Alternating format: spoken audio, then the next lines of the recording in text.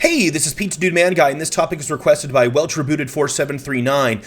So what would I do in a Smash Ultimate Deluxe roster? It's going to be very, very different stylistically from my reboot roster, where I could only use 20 characters. So I'd like to explain my thought process first. I guess if you just want to see the choices, just skip ahead in the video or something. So, what I would like to see in a Smash Ultimate Deluxe is just more stuff to do, right? I think the roster is already great, so I want to see more priority in the development being put into more modes, more things for this great cast of characters to do. So, because of that, I'm going to be intentionally, I guess you could say, lowballing the number of newcomers that you could put into a game like this. I'm going to be as safe can be. And we're going to do like the same number and kind of characters as Smash Ultimate. So I'm going to do like 6 base game characters, 6 for Fighter Pass 1 if you were including Piranha Plant, 6 for Fighter Pass 2, and like 5 new Echoes. You know, so same style as Smash Ultimate. And because it's going to be like an Ultimate Deluxe styled thing, I want to pick the same kind of character choices as well. So it's going to be a blend of longtime Nintendo requests, new Nintendo things, and a lot of guest characters that people want. So as far as that goes, I tried to prioritize things that I felt, from my perspective, had a very wide international appeal. That's what I was kind of going for. That was my mindset going into this. So here is what I picked. First of all, for the base game, there are characters that are currently assist trophies in Smash Ultimate that I would like to see become playable. And I think they can do that, and I think that it's important to for some of these character choices. So it made the most sense to me for these to be the base game new characters, because that way you're not interrupting the flow of what already exists in Smash Ultimate, right? You can just be like, hey, these characters aren't assist trophies anymore, now they're playable. And I think that would be fine because there's already so many assist trophies in Smash anyway. If we lose a few to make them playable, I don't think you'll hear too many complaints about that. So, namely, of course, I felt like the big one was Waluigi. That's such a big character request for Smash now. Obviously, Waluigi. Along with Waluigi, I decided to use Isaac. That's been another very consistent long-time Smash request, and I think it would just, as always, would be a great Super Smash Bros. Character. And I also put in Bomberman. I could see Bomberman being up there, All 3 of those characters I would consider, at least at some point in time, pretty sizable Smash requests. So those were all characters I really wanted to include. I have one more assist trophy promotion, and that is Takamaru. Takamaru for a long time has been my go-to and my favorite for bringing back another, classic retro Nintendo character, reviving them through Smash Brothers, things like Pit and Ice Climbers and stuff like that in the past. And Smash Ultimate didn't really have a character like that, but they did keep a surprise character with Piranha Plant. So I thought for this kind of like, oh, it's Smash Ultimate but Deluxe, do the opposite. I'm not adding a new surprise character in this lineup. I'm adding a retro character which was not in the original Smash Ultimate. That was my train of thought there, so I've got Takamaru. For my last 2 base game newcomers, I also threw in Bandana Waddle Dee. I think alongside Waluigi, he's just the other really big Nintendo one. And then, because there's already so many assets of it in Smash Ultimate, kind of like the assist trophies themselves, for my final choice, I went with the Monster Hunter. That's a character I would have put in this lineup anyway. I just decided to put it in the base game because, like I said, you've already got music, you've already got Rathalos, so you could just say, you from the get-go, you can categorize that all as Monster Hunter universe stuff, under the blanket of Monster Hunter being a playable character. So those are the base game newcomers in my concept. Then, kind of like Piranha Plant and Fighters Pass 1, I mean, not really Fighter Pass, you know what I mean. Quickly, there is an announcement for the first DLC character, which is the Ring Fit Trainee. And this is going to set the tone for Fighters Pass 1. This is where we're going to start using characters who didn't have a chance to be considered for Smash Ultimate because their games came later. So we have Ring Fit Training as one, then Meowscarada, new Pokemon, then celebrating both the remake of Super Mario RPG and just as another long-time Smash request, Geno. Then, of course, for Xenoblade 3, you know me, I like to use Mio. Obviously, Noah would still be a part of that moveset, even if it's just in the final Smash, but I just like Mio's fighting style. I think it's something very, very distinct to Super Smash Bros. Kind of a Pyra/Mythra-esque choice, you know what I mean? Sort of. As for the last two characters in this pass, the next one I have is Sans. I've always felt like that was a really good choice, not just for indie in general, just for Smash Brothers.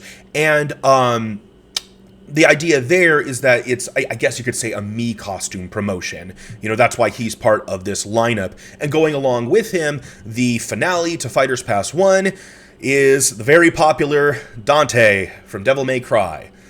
So that's Fighters Pass 1. Fighters Pass 2 is announced with a similar edition, following up Doomslayer. That's a big one. So, Doomslayer is going to be the last character of this style. The rest of the characters in Fighter Pass 2 are going to bring in entirely new, never-before-seen universes to Smash Bros. At all. Completely new things. Kicking it off, Ryu Hayabusa for Ninja Gaiden. Then, very popular, Crash Bandicoot. After that, I know not everyone's the biggest fan, but I think it is just such a big deal at this point. Jonesy for Fortnite. I think that is just a big, new, very impactful thing. And speaking of 2B from Nier Automata, yeah. The finale for my Fighters Pass 2, the last DLC character for Smash Ultimate Deluxe, Chrono. Some of you might say that that's not quite as impactful as Sora. I would disagree. I think that is a very legendary addition for Super Smash Bros. And it's one that I still see some people say would be impossible because of all the people you'd have to go through for it. So I think Chrono is not a really great choice all around, to be honest. So that just leaves the Echo Fighters, right? Just like Smash Ultimate, these would all be base game things, not DLC characters. So they're going to be based off of characters who would already be in the lineup in Ultimate.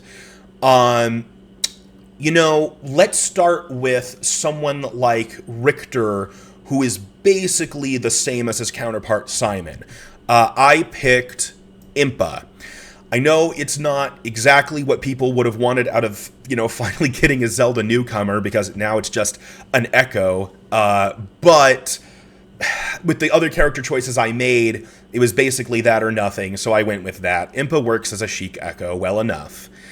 Then you have things like Daisy and Dark Samus, which, have a lot of animation differences.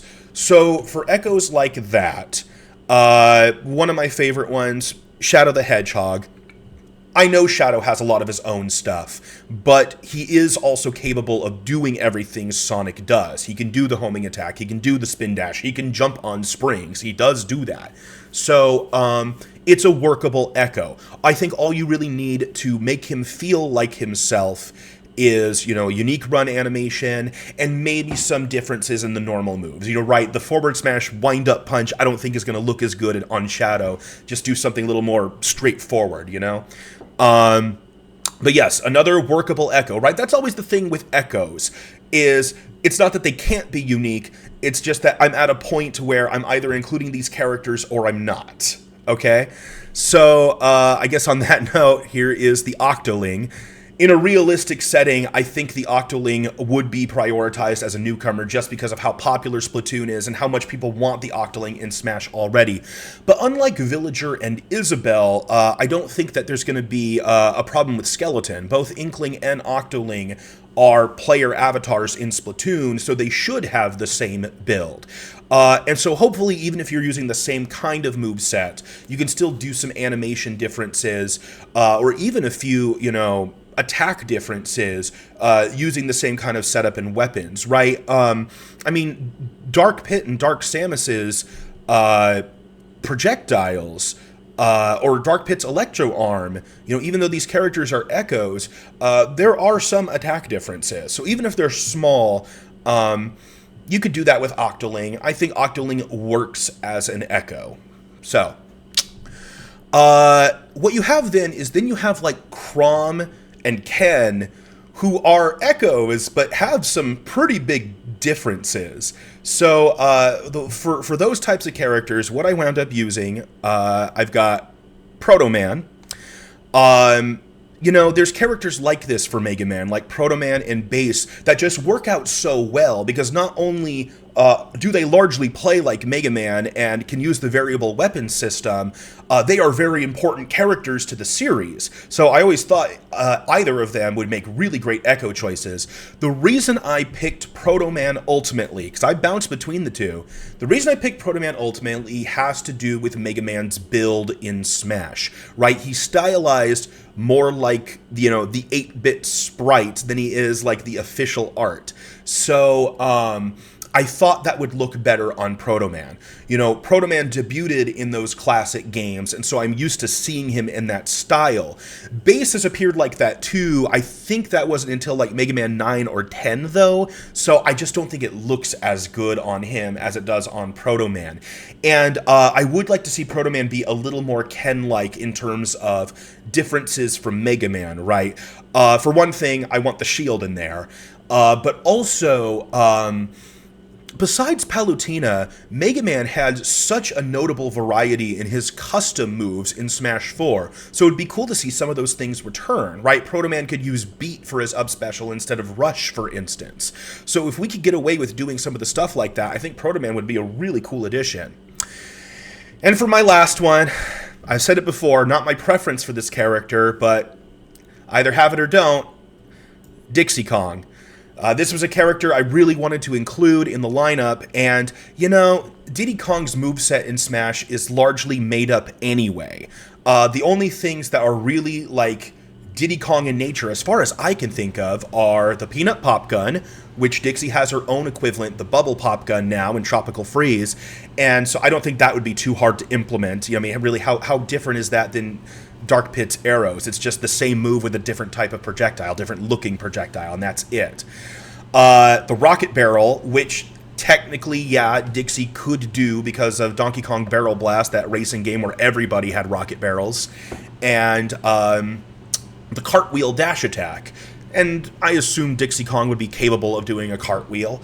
So I do think Dixie works as an echo, even if it's not my preference. Once again, it was just a matter of, this is a character I could include here that I didn't include anywhere else, and so I wanted to put her in there rather than not put her in there. Now, if we could make her, somewhat Chrom-esque, it would be great if she did have her own unique up special for her own abilities. And then maybe we could base the dash attack off of that as well, kind of like how, Diddy has his cartwheel from Donkey Kong Country, she could have her ponytail twirl dash attack. If you did those things, I would actually be pretty satisfied with Dixie, satisfied enough to accept her as an echo. And I guess that's it. This was my concept for a lineup of characters for a Smash Ultimate Deluxe. Let me know what you think. Thank you for watching. See you next time.